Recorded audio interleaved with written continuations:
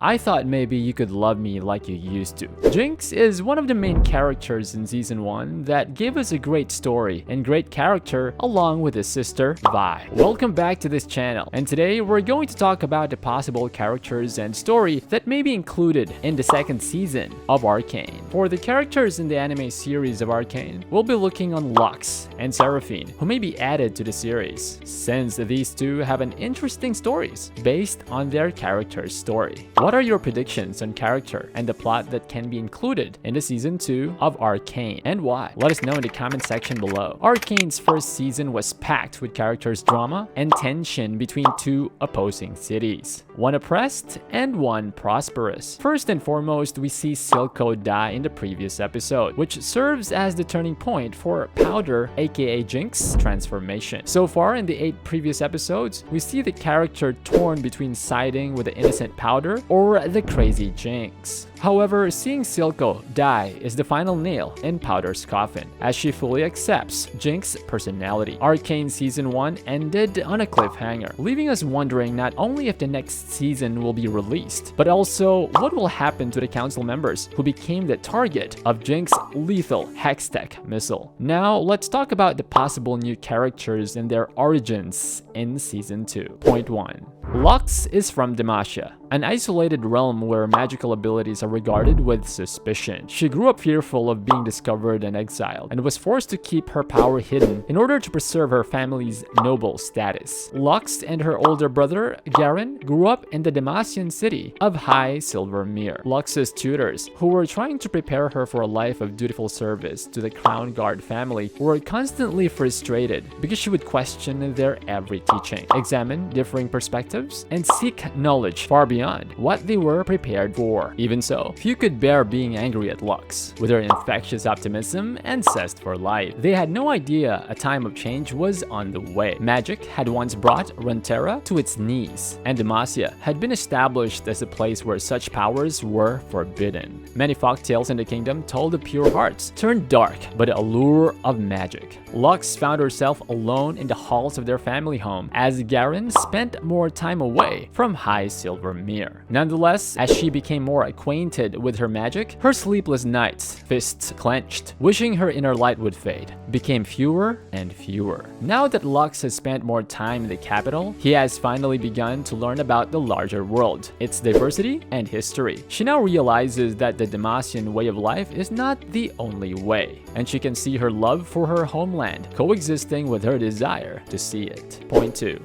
Riot teases the character of Lux in their videos as a 3D character, which is already in the hands of the artist team. The production of Season 2 in terms of character art will be easy for Lux, since they have showed in the public the character of Lux. Point 3. Seraphine, born in Piltover to Zonite parents, can hear the souls of others. The world sings to her, and she sings back. Though these sounds used to overwhelm her, she now uses them as inspiration, turning chaos into symphony. She performs for the sister cities to remind their citizens that they are not alone, that they are stronger together, and that, in her opinion, their potential is limitless. Point 4. Seraphine's character is unique, since her main weapon is her voice. There's no sword or any weapon that are too common for a main character. Over time, Seraphine realized she could send songs too private, too personal, for any ordinary person to hear. And as she grew, so did the intensity of her gifts. She heard every person's soul, loving or cruel, turning the streets she'd once loved into an overwhelming cacophony of conflicting desires. How could she make sense of the voices if none of them harmonized? Some days, she hid shivering in a corner, hands over her ears, unable to hear herself above the chaos. And slowly, she learned to manage the noise. The voice rarely spoke clearly, but Seraphine felt its influence as it helped her understand how to resonate with the crowd, to sing with them, using her dampener less each day. The first time she performed in front of an audience, testing her skills, she was nervous beyond words, but she kept singing, and the crowd swelled. Soon, the biggest venues in Piltover had Seraphine's fans spilling into the streets. Still, something was missing in the crowds and in herself. She resolved to seek perspective in the city her parents had worked so hard to leave,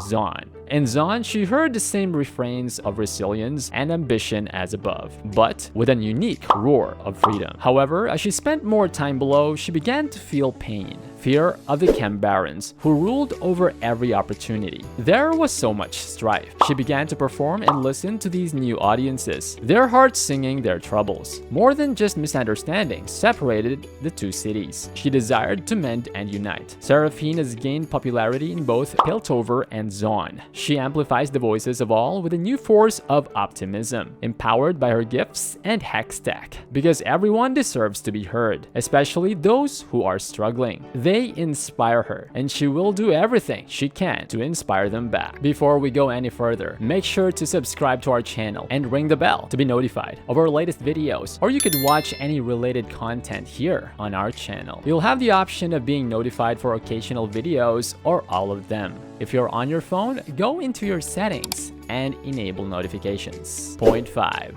Seraphine may be possible to become the main protagonist of the Season 2. She holds a rather unique place in the lore, as she's not directly related to any character or plays any significant role in Piltover or Zaun. She could be the viewpoint of a normal girl, growing up in Piltover in the aftermath of whatever happens as a result of Arcane Season 1 ending, most likely an all-out war. The part about her being overwhelmed by her empath power is also right up the Arcane writer's alley, given how they handled young Jinx. Warwick and Orianna are already involved in the plot, or have their own storylines. Ziggs is a Yordle, and Blitzcrank is not human. Season 2 will undoubtedly see the Vi-Kate plot come to fruition with their search for Jinx, and Vander as WW will appear. But since Jinx's arc is almost complete, it would be strange to have another season focused on Jinx and Vi. As a side plot, we'll see Victor's augmentation and Blitzcrank. If the speculation is correct, Orianna will be Singed's daughter,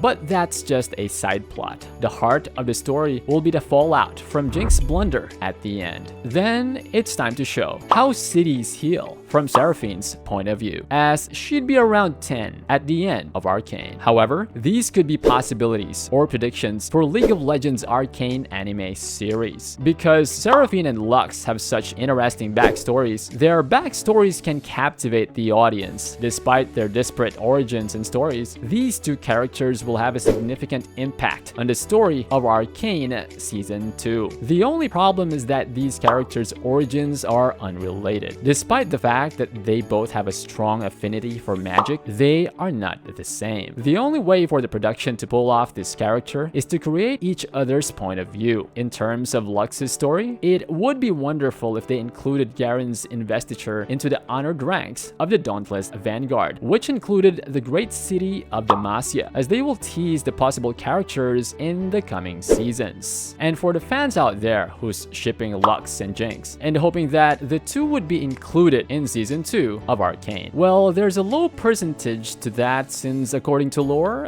Zaun and Demacia are far from each other, and that Demacia have its own war. But if the audience and the fans want them to happen, maybe convince other fans and demand the production and riot. Who knows? It may be actually possible if that's what the fans and audience are requesting. Do you agree with these predictions? Be sure to check the related videos for more updates in Arcane Season 2, and make sure to subscribe and ring the notification bell to be updated in our latest videos. GG.